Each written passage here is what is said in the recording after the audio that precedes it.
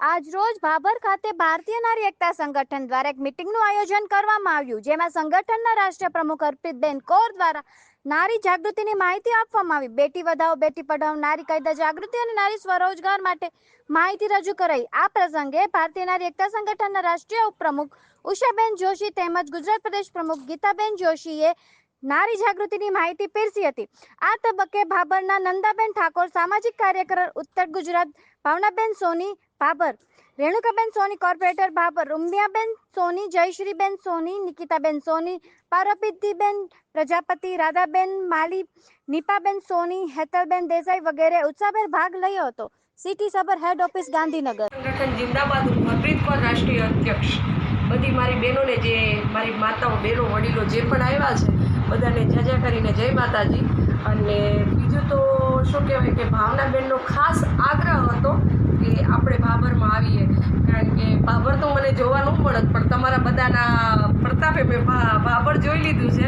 પણ એક એવી આશા પણ રાખું છું કે હવેની વખત ભાવનાબેન મને બોલાવે ને તો ભાવનાબેન મારા રૂમમાં નથી આવવું, મને બહુ મોટી સંખ્યામાં તમે મને બોલાવો એવી આશા રાખું છું। અને વધુમાં વધુ 8 અઠવાડિયાની અંદર આપણા સંગઠનની અંદર 30 થી 40 બહેનો જોડાય એવી આશા રાખું છું વધારે, કારણ કે આ સંગઠનની અંદર બેનિફિટ એ છે કે આપણે પહેલાં પ્લસ પોઈન્ટ એ છે કે બહેનો દીકરીઓ એક સ્વાભિમાનથી આપણે જિંદગી જીવવાની છે।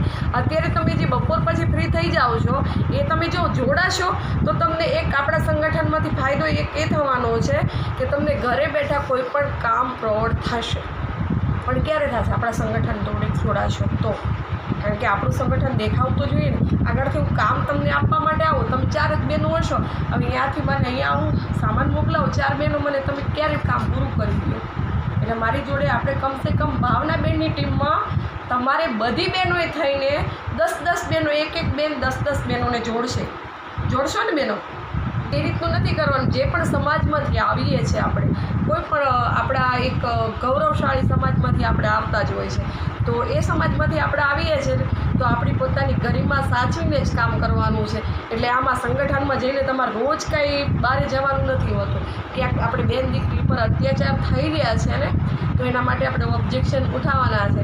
તમારે ખાલી ભાવનાબેનને જાણ કરવાનું છે, ભાવનાબેન નથી એમાં, તમે બધું કરી શકીએ છીએ આપણે। તમે શું, હું પણ કરી જ શકું છું આ વસ્તુ, એટલે હું એની માટે પોસિબલ નથી, કારણ કે આપણે બધે જ રણજણીઓ બનવું જ પડશે આની અંદર। અને તમારા સાઈડ તો વધારે ક્રાઇમ થાય છે, તમારી સાઈડના જે ક્રાઇમ હું જોઉં છું ન્યૂઝમાં કે વધતા ઘટતા, કારણ કે એક દાવટે થઈને જો આપણે આગળ આવીશું ને તો તમારી જોડે 10 બહેનો બીજી જોડાવાની જ છે।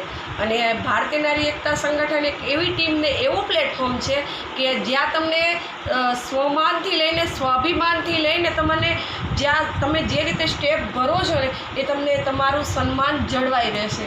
અને બે માણસની વચ્ચે તમે જાશો એટલે ભારતીય નારી એક આપણું ગૌરવ છે, એક આપણા ગુજરાતનું ગૌરવ લેવા જેવી વસ્તુ છે કે ભારતની નારી જે ઝાંસીની રાણી થઈ ગયા, કે જે પણ આપણી માતાઓ બહેનો છે ને એનું ગૌરવ લેવા જેવી વસ્તુ આપણે ગુજરાતની અંદર છીએ। કારણ કે ગુજરાતની અંદર રહીને જો આપણે આ વસ્તુ આપણે ક્યાંય નોકરી કરીને આપણે ક્યાંય બેસી નથી જવાનું, આખો દિવસ ખબર છે બધાને ઘર પરિવાર છે, બધું જ કરવું છે। ઉડાન એ રીતની ભરવી છે કે જે આપણા સમાજની અંદર આપણે આગળ વધીએ ને તો આપણે લાગવું જોઈએ કે મારી ઝાંસીની રાણીઓ બધી આગળ કામ કરી શકે એવા છે। તો બીજું તો ભાભરની સિંહણો માટે કાંઈ કહેવા જેવું નથી, કારણ કે મારે શેરે પંજાબ સિંહણ મારી બાજુમાં જ બેઠી છે, એમાં કાંઈ ઘટેમ જ નથી। અને બેનને બહુ અનુભવ પણ છે અને બેન કાબિલે તારીફ પણ છે, પણ મૂંઝાય છે ક્યાં ખબર નથી, પણ બાકી ટાઈમ થોડોક એ થઈ જાય છે।